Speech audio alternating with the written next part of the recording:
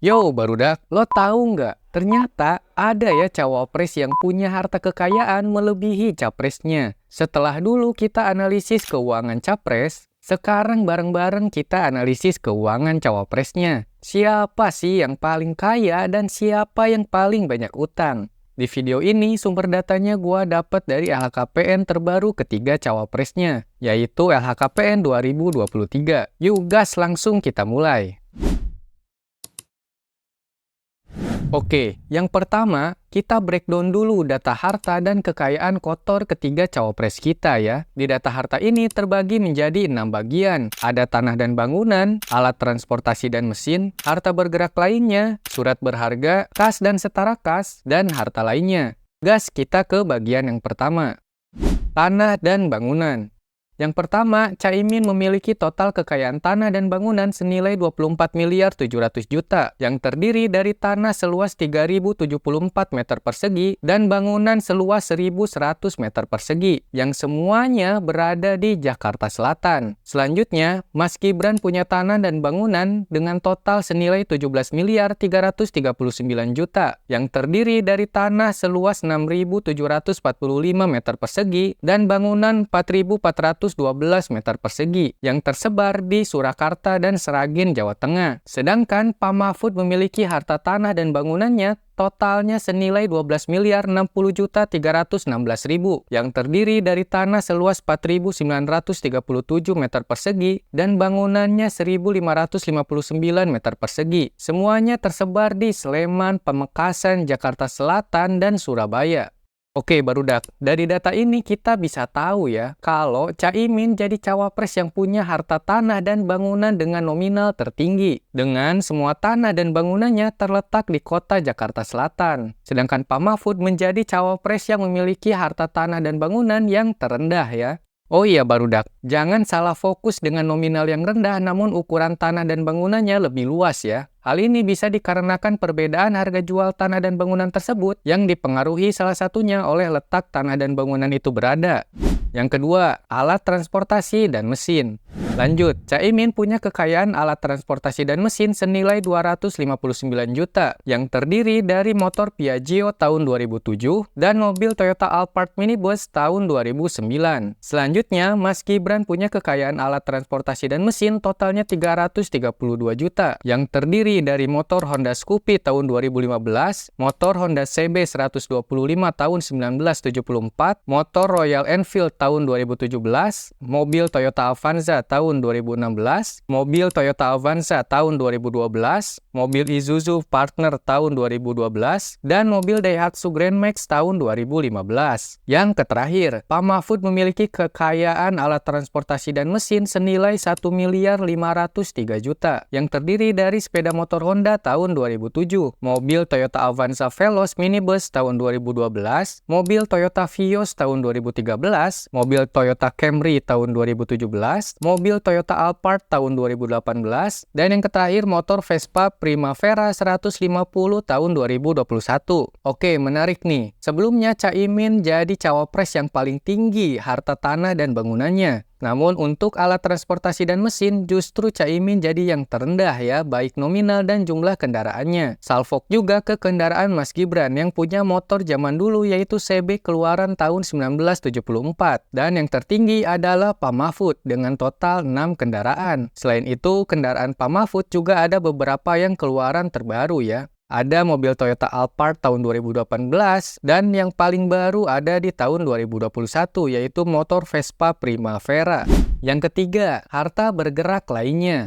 Oke barudak, harta bergerak lainnya ini termasuk alat elektronik dan lain-lain. Caimin punya harta bergerak lainnya senilai 171.500.000. Selanjutnya Mas Gibran senilai 260 juta, sedangkan harta bergerak lainnya milik Pak Mahfud senilai 180.500.000. Nah, giliran ya Mas Gibran menjadi yang tertinggi di bagian ini. Setelah dua bagian sebelumnya, Caimin dan Pak Mahfud yang tertinggi harta kekayaannya.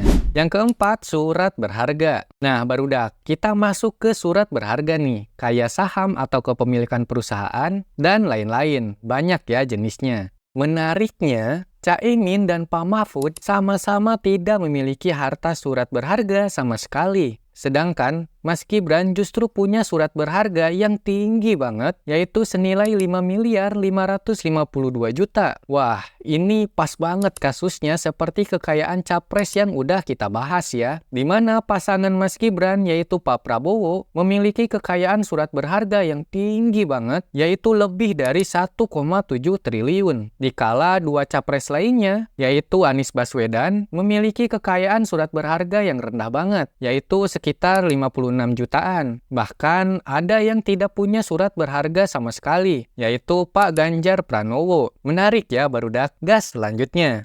5. Kas dan setara kas. Caimin punya kas dan setara kas senilai Rp844.543.212. Selanjutnya, kasnya Mas Gibran senilai Rp2.062.215.362. Yang terakhir, Pak Mahfud punya kas dan setara kas yang tinggi banget barudak, yaitu Rp15.791.963.181. Wah, fakta menarik lagi nih. Ternyata kas dan setara kasnya Pak Mahfud ini, bahkan kalau dibandingin kasnya Caimin dan Mas Gibran digabungin, terus kita kaliin 5 pun, hasilnya masih lebih rendah dibanding kasnya Pak Mahfud ini ya. Next, yang terakhir yaitu harta lainnya. Untuk bagian yang terakhir ini, menurut data LHKPN mereka, semua cawapres kita tidak memilikinya, alias 0 rupiah. Oke, udah semua bagian nih barudak. Langsung aja kita totalin. Yang pertama, total data harta atau kekayaan kotor Caimin adalah Rp25.975.043.212. Kedua, Mas Gibran total kekayaan kotornya senilai Rp25.545.215.362. Wah, bedanya tipis-tipis ya ternyata data hartanya Caimin dan Mas Gibran. Sedangkan Pak Mahfud jadi cawapres dengan kekayaan kotor tertinggi, yaitu Rp29.535.779.181.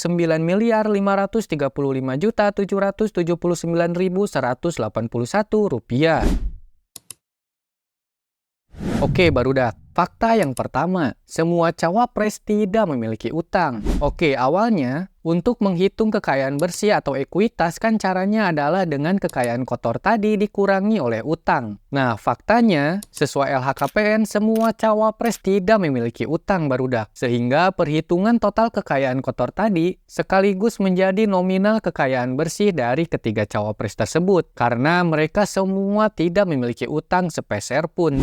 Fakta menarik kedua, cawapres lebih kaya dibandingin capresnya. Kalau lo nonton konten dunia uang yang bahas keuangan capres sebelumnya, lo bakal ngeh kalau ada dua cawapres yang memiliki kekayaan lebih tinggi dibanding pasangan capresnya ya. Yang pertama yaitu Caimin yang memiliki kekayaan bersih Rp25.975.043.212. Dan ini lebih tinggi dibanding Pak Anies Baswedan yang kekayaan bersihnya Rp11.789.358.223. Selain itu, Pak Mahfud juga memiliki kekayaan lebih tinggi dibanding Pak Ganjar Pranowo. Pak Mahfud MD kekayaan bersihnya Rp29.535.779.181. Sedangkan Pak Ganjar kekayaan bersihnya Rp15.430.843.129. Hanya Mas Gibran nih sebagai cawapres yang harta kekayaannya di bawah Pak Prabowo. Karena memang kekayaan Pak Prabowo ini tinggi banget, sampai nyentuh angka 2 triliun rupiah.